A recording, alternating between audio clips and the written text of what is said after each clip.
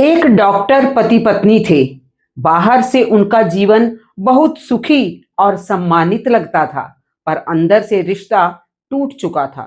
आखिर पत्नी ने तलाक का केस कर दिया।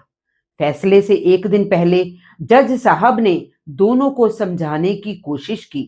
पति मान गया, पर पत्नी अपने फैसले पर अड़ी रही और आखिर तलाक हो गया।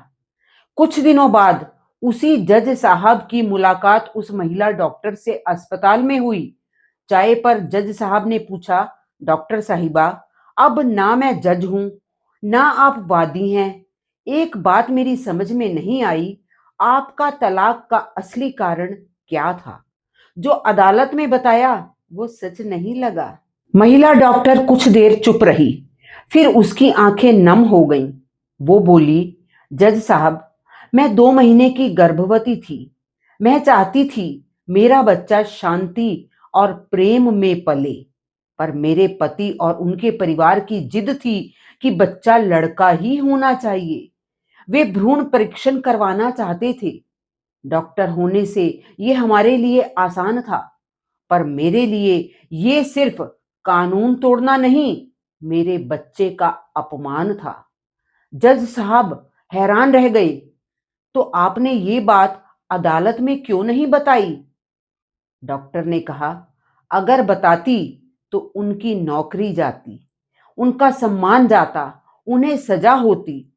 वो अपने पेशे में ईमानदार हैं। मैं उन्हें बर्बाद नहीं करना चाहती थी। तलाक मेरे लिए अपनी जिंदगी और अपने बच्चे को बचाने का रास्ता था, बदला लेने का हथियार नहीं। जज ने कहा, इतना सहने के बाद भी आपने उन्हें बचा लिया। डॉक्टर मुस्कुराई और बोली, जज साहब, मैं भविष्य का फैसला तो नहीं कर सकती, पर मैं अपना आज तो बचा सकती हूँ। मेरे गर्भ में भी एक जीवन है। मेरा सारा ध्यान अब उसी पर है। बाकी अच्छे बुरे का हिसाब मैं ईश्वर पर छोड़ती हूँ। श्री कृष्ण ने भी कहा है, कर्म करने में ही हमारा अधिकार है। तभी ऑपरेशन का बुलावा आया और डॉक्टर साहिबा चली गई।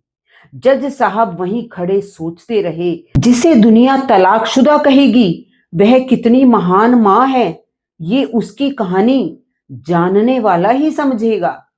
कभी कभी रिश्ता नफरत से नहीं, अपने और अपने बच्चे के कल को बचाने के लिए तोड़ा जाता है।